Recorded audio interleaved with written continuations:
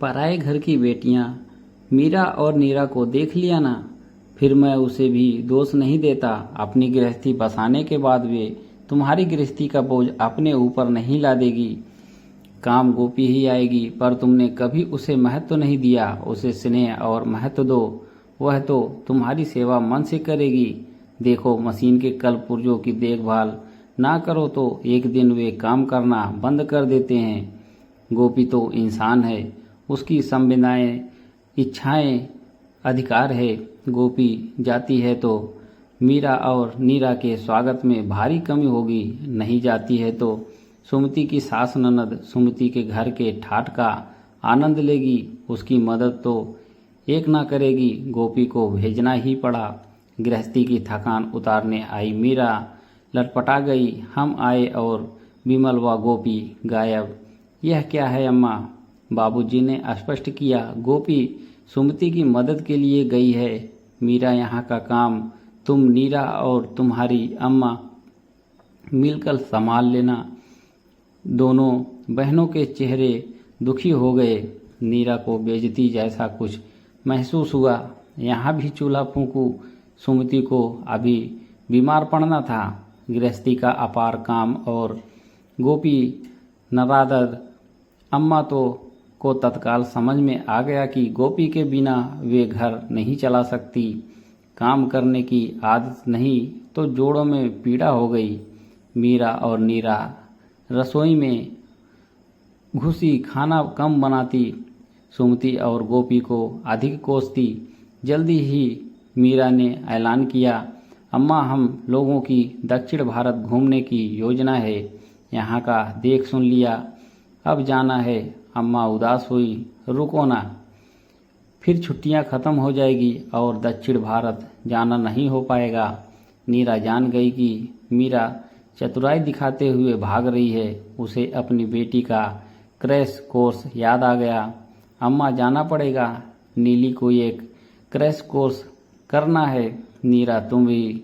मुझसे तो 2 आदमी का खाना नहीं बनाया जाता। आदत छूट गई है।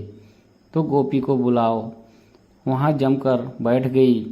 गोपी की भर्त्सना पर अम्मा पुत्रियों के साथ सुर से सुर ना मिला पाई। कुछ कहते ना बनता था। बाबूजी ने कहा, तुम लोग जाना चाहती हो तो जाओ, तुम्हारी जिम्मेदारियां हैं, व्यस्तताएं हैं। यहाँ का हम दोनों संभाल लेंगे। बरस हुए अकेले नहीं रहे। अब देखिए अकेले रहने का क्या मज़ा और क्या परेशानियां होती हैं। परिस्थितियों में भारी उलटफेर हुआ।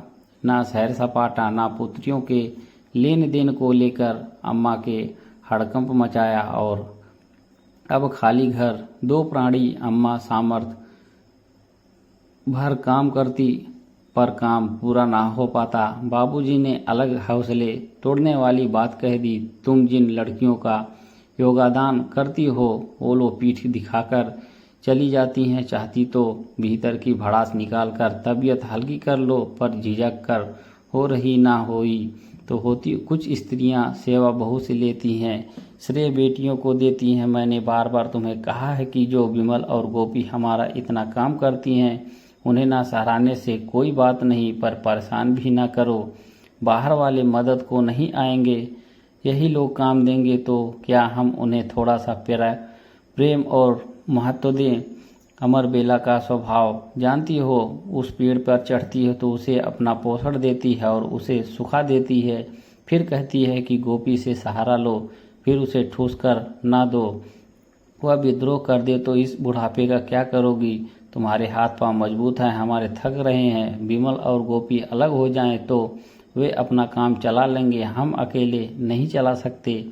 मीरा और नीरा को देख लिया ना फिर, और उसे भी दोष नहीं देता। अपनी गृहस्थी बसाने के बाद वे तुम्हारी गृहस्थी का बोझ अपने ऊपर नहीं ला देगी।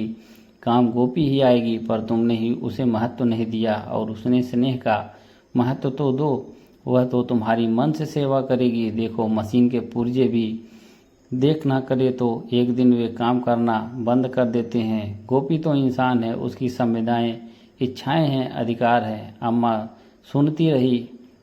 बाबूजी की बातें शायद वे पहली बार चित्त देकर सुन रही थी। वरना पुत्रियों को अपना बल मानने वाली ये धीरज से किसी की नहीं सुनती है, मनमानी करती है। इस वक्त खुद को दुर्बल पा रही है और बाबूजी की बातों में उसे सार दिखाई दे रहा है। यही वजह है कि वापस आए बेटी बहू के पूछने की। उन्होंने पूछा, कोई तकलीफ तो नहीं हुई? आवाज़ नम है, लहजा नरम। गोपी ने सोचा कि अम्मा एकदम दंगा कर देगी। यहाँ की लड़कियाँ तंग हुई और यहाँ आनंद लूटने गई हैं, लेकिन तस्वीर बहुत भिन्न। गोपी ने बताया, सुमति ने बिल्कुल तकलीफ नहीं होने दी। कैसी है उसकी तबीयत, यह बताना ठीक था। कैसे बताएं कि सुमति बेहद तंदुरुस्त है। घर उसे 100 पर मार्जिन के साथ शिमला गई है कि भाभी तुम लोग कुछ दिन यहाँ एकदम फ्री होकर रहो। अम्मा जान ले तुम्हारे बिना घर नहीं चल सकता। मीरा जीजी और नीरा जीजी एक दिन अम्मा की सेवा नहीं कर सकती। सुमति की धारणा का सत्यापन यहाँ हो चुका है। अम्मा ने दोहराया, विमल सुमति ठीक है? विमल हंसा, ठीक है अम्मा, तुम कैसी हो? दुबला हो गई हो। अचरज, अम्मा हंस दी, बुढ़ापा है, दुबलाएंगे ही ना। मैं तुम लोगों के लिए चाय बना दूं? चाय मैं बनाऊंगी अम्मा, तुम इतने सुमति के हालचाल समाचार पूछो। गोपी हाथ मुंह धोने के लिए स्नान घर की तरफ चली गई। अम्मा जाती हुई बहू को देख रही थी। हाँ, थोड़ा स्नेह, थोड़ा विश्वास दो तो ये पराए घर की बेटियां भी अपनी हो जाती हैं। वीडियो को लाइक करें और चैनल को सब्सक्राइब करना ना भूलें, ताकि आपको ऐसी बहुत ही कहानियाँ सुनने को मिलती रहें। धन्यवाद।